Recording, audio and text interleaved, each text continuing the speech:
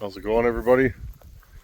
Had quite the busy weekend this weekend. Got lots of stuff done, and not a ton of saw work, but that's the way she goes sometimes when you have a family.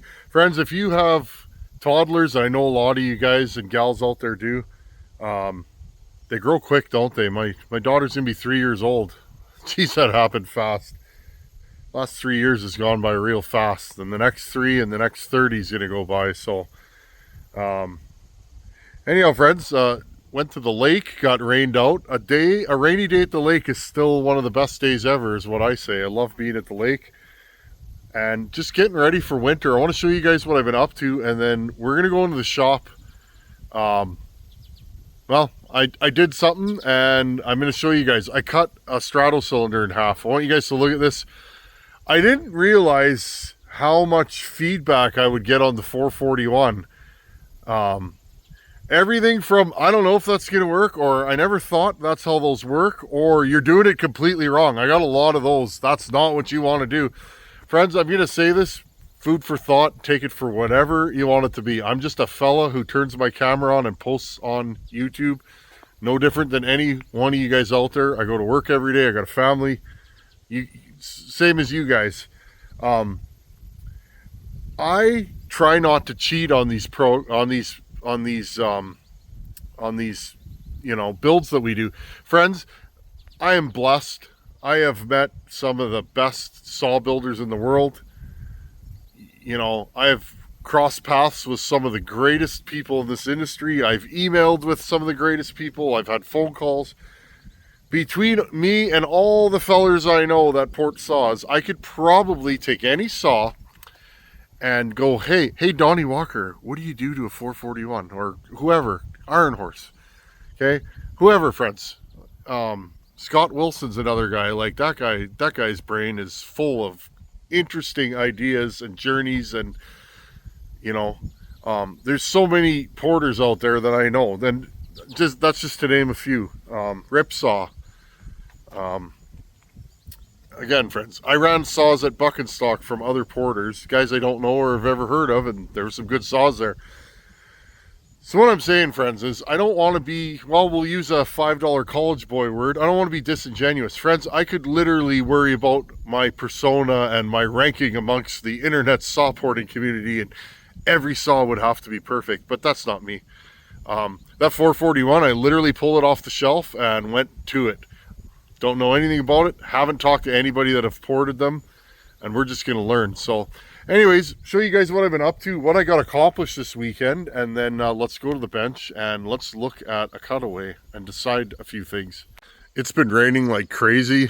You can see the grass is starting to get long again.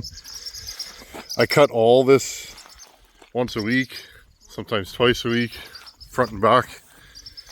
But I got to try out those tires that we bought, and let me tell you guys, these airless tires, solid tires, they're great. Like, yeah, they're a little bumpy, but no flats, and they're really not any bumpier than what I had on here, and they got grip for days. People were saying, I don't think those are gonna work. Oh yeah, 2 inches of lug is awesome. But anyhow, friends, I've been spreading out this pile of dirt. We had some work done in the yard here, and this is what was left. I got them to leave me some extra fill, and I spread out most of this on the weekend, so just busy. Why didn't I spread it all? Well, it was really hot, and old Gail there, my skid steer, she was running warm, so I thought, I'm gonna shut her down, let her cool off. No sense on blowing up a good machine or needing a head gasket. So that machine usually runs about 200, 210. It was at like 230, 240, 230 somewhere up there. So the other thing is, this is Manitoba clay. Stuff's hard as a rock. The water will smooth it out, and we've been getting lots of rain. And then I'll go over it with a drag harrow after it's all been spread. But anyhow, that's where we're at. Let's go to the bench and let's look at a cutaway of a Strato cylinder and decide what's what. Okay, before we get into the Strato saw, and friends, I love this stuff. when I post something and guys are like, I don't know, or I never looked at it that way, I like that. It gets your brain going, or at least it gets my brain going. Or when people are like yelling at their screen, that's totally wrong. That's fun too. The more I know, the less I know. I'm not done learning, and I'll never say, hey, I know everything, because I don't, friends.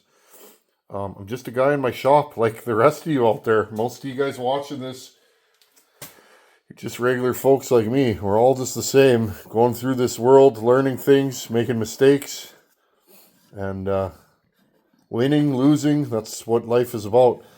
Let's look at my famous or not so famous cutaway. I did this like 5 years ago.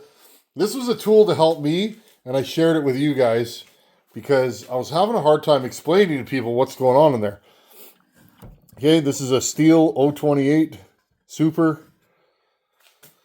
The order of operations, all piston ported 2-strokes. There are reed ported. There's various designs of 2-strokes, but this is piston ported. Reeds are the same, but a little bit different. We're going to stick to piston ported. Okay, bottom dead center, top dead center. Okay. Where do you guys want to start? Let's start at top dead center. Okay, just before top dead center, right about here, your spark plug goes boom. Okay, it doesn't go boom at the top like some people would think. It goes boom before. It needs a little bit of time for all that fuel and air in there to ignite, okay? And then it goes up. It compresses that flame front or explosion. I use the word explosion. That gets people going. It's not an explosion, but I use that word because I like to use words that everybody can grasp. People that know about this stuff will use fancy words, and I'm good with that, but that's not what this is for. If you know how a 2-stroke works, I don't need to show you this. Okay, spark plug, bang, squishes it. That energy is transferred. Piston sits at top dead center for a few degrees. Notice it's not really moving. Energy is transferred. Piston starts coming down, okay? Comes down, exhaust port opens, out that exhaust goes, okay? That is your power stroke, okay? But now there's something else going on. Let's go from the bottom. Piston is traveling up, and I was actually doing it backwards there, friends.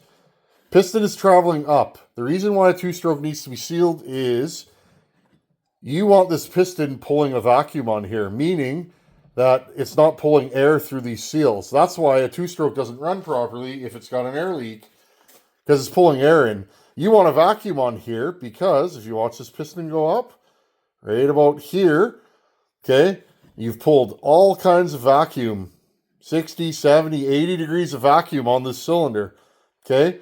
As you're pulling this up, it creates a tremendous amount of vacuum. It opens. You get fuel and air through the carburetor. This is the intake side. Okay. It fills this bottom end. Okay. And at the same time, the spark plug goes bang. Now, as this is coming down, it's filling until it closes. Okay. When it closes, it now compresses all that fuel and air that you've pulled into there for about the same amount of degrees until the upper transfer is open. When the upper transfer is open, all that compressed fuel and air gets squeezed out the transfers. Okay? So it's a 2-stroke because it goes up, down, up. Okay? Where a 4-stroke does this twice, up, down, once for an exhaust, once for an intake. Okay? 2-stroke does it all at once. That's why these things can run at incredible RPM. They're very lightweight. They're a great engine. I love playing with them. They're also a very fickle engine. You guys know. Okay, so that is the order of operations. Spark plug goes bang, down, exhaust opens. At the same time, it's pushing everything down. On the way down, when the transfers open, fuel and air out of the bottom comes through the transfers. Okay, on the way up, it doesn't start pulling a vacuum until the transfers close. Up. Vacuum is pulled through the carburetor, fuel and air in. fills the bottom transfers and everything under the piston, and rinse and repeat. The other cool thing about a two-stroke is the oil. People always say, how come they don't seize? There's no oil. The oil is mixed with the fuel, and that's what lubricates the bottom end. Okay? That is a regular two-stroke. I'm going to grab my cutaway. I cut a Strato cylinder in half. Let's have a look at that. Now I have two different Strato cylinders here. We're not going to talk about this type. This is a 576 that got cooked. Look through there. These go straight out of the carburetor and straight into, or straight out of the airbox and straight into the cylinder. That's a different deal. We can look at that another time, but that's not what we're talking about here. We're talking about this unit here. Okay, friends, I cut a 441 top end in half. Okay, I bolted the intake on. This is the intake, fresh air, fuel, and air. Okay, let's look at the carburetor. I want you guys to try and wrap your heads around what's going on here. It took me a while to figure these things out, and I'm not an expert, friends. Just playing. Okay, when this opens, okay, when you pull the trigger and this opens, look. Okay, this lets raw air into the cylinder. Now you got to ask yourself, how does all that work? Okay, fuel and air, raw air. Now I just mocked this up quickly because I wanted you guys to see how it works. Now you're probably thinking that these fuel or raw air transfers go right into the cylinder. They do not, friends, okay? This is what people have a hard time wrapping their head around, and I have a similar problem. But if you have a cutaway like I do and you follow the path of the air, it's a lot easier. That's why, friends, if you don't have a cutaway, make one. Cut a cylinder in half. Not quite half though, friends. I usually aim for about 3/4 of the exhaust port. And the reason why you can do that is then the piston stays in there. Okay, look at that. Okay, so I want you to look. This is the back side of the one inlet, and look, it just parks there. It does not go right into the bottom end like you might think it would. Okay, it goes in here on an angle. Okay, you can just see it there. Here, look, friends, goes in on an angle. Okay, there's the path. Now you got to ask yourself, and again, friends, not an expert. I did not cheat in any way. I did not look at Strato porting theories. I'd never look at that stuff, friends. I've never done it. I like to find my own way, and sometimes that makes things harder on me, but earned knowledge that you earned yourself is 100,000 times better than something you've read on the internet or something you've watched me do. All I do, friends, is show you what I'm doing, and if you copy it and it works, that's great. If you learn something, even better. I'm just here to show you guys what I'm doing. So again, it's got this mock-up piston here. This is actually the top end out of that 441, and look, it's chipped. Look at this, okay? Here's your piston. Here it is at bottom dead center. So bottom dead center, look, only the transfers are open, okay? And that's about how low it goes. Now, another thing, friends, I did not do machine work because there's not a lot left there to not free port, okay? It's pretty close. We're not talking about porting today. Well, we are, but we're not.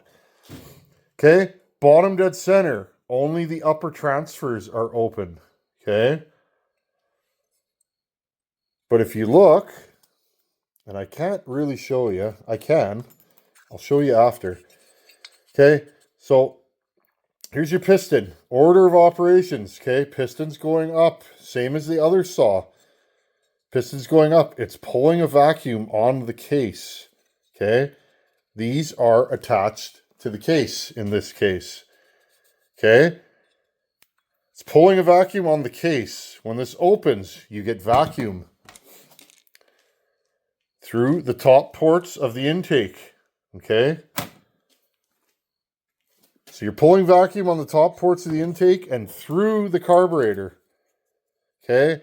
the vacuum pulls on the carburetor and it pulls fuel from the nozzle, from the float bowl or whatever, the metering chamber or metering lever into your metering side. Okay, friends, there's a pool of fuel sitting in this carburetor and that vacuum pulls the fuel out.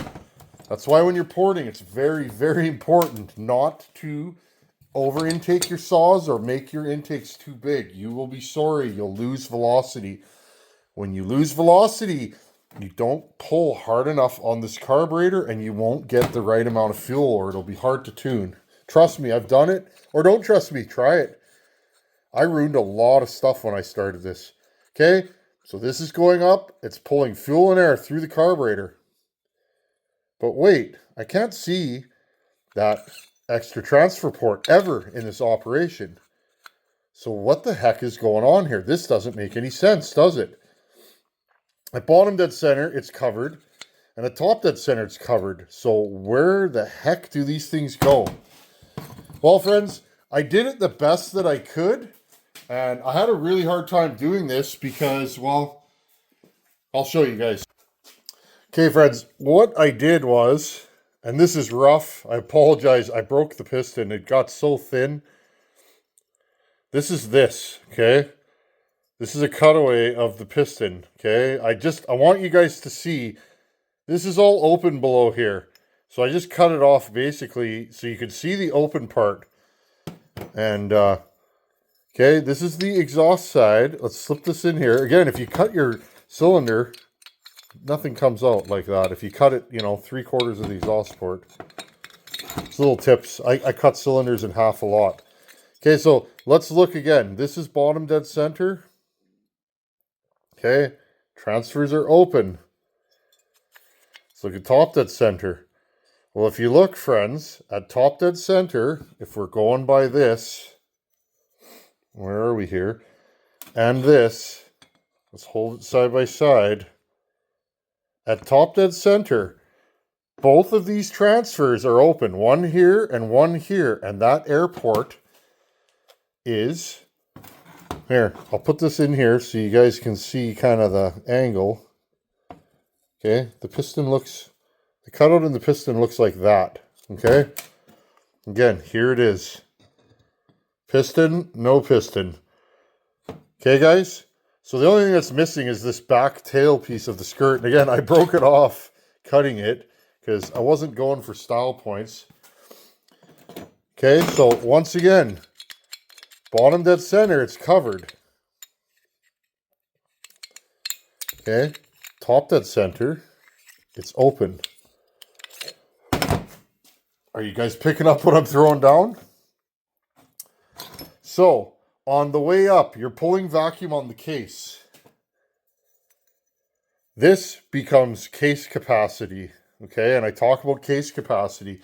Case capacity, when you're talking two strokes, okay?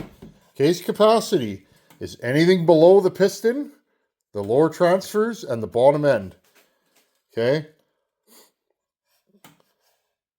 Case capacity, anything that's below the piston. Okay? This is the bottle that you have to fill. Okay, and I'll move you guys back here. This is the bottle that you have to fill. All of this is how much air and fuel you can put in there. That's why some saws have small case capacity and some saws have large case capacity. And you port them differently, believe it or not. Okay? 441, very tight case, very small case capacity, but is it? Because this is case capacity, friends. Again, put this at the top.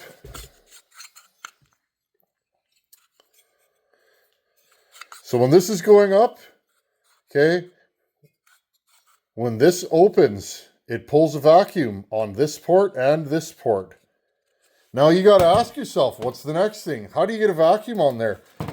Well, the vacuum comes from the piston going up, okay? And because both of these ports are closed, there is no vacuum on them until they open. Okay, friends, so there is scavenging going on or some pull here. When this goes up, it should technically be putting a little bit of vacuum on there, you would think. And at the same time, when this opens, okay, because you're squeezing the throttle, and again, they have this timed so that it only opens so much, right? So you're pulling a vacuum, fresh air out of the air filter, and that circumvents the carburetor, and it goes into these little mixing ports, okay? Goes into these little mixing ports. At bottom dead center, these are completely blocked off from the circuit because these cutaways are sealed. They're not sealed about here, okay? At about the same time that the piston skirt clears is exactly about the same time that this, and again, friends, we can see that through, let's see if we can see it. You see the port through there? There it is. Intake is your port. Intake's closed. Can we see that port?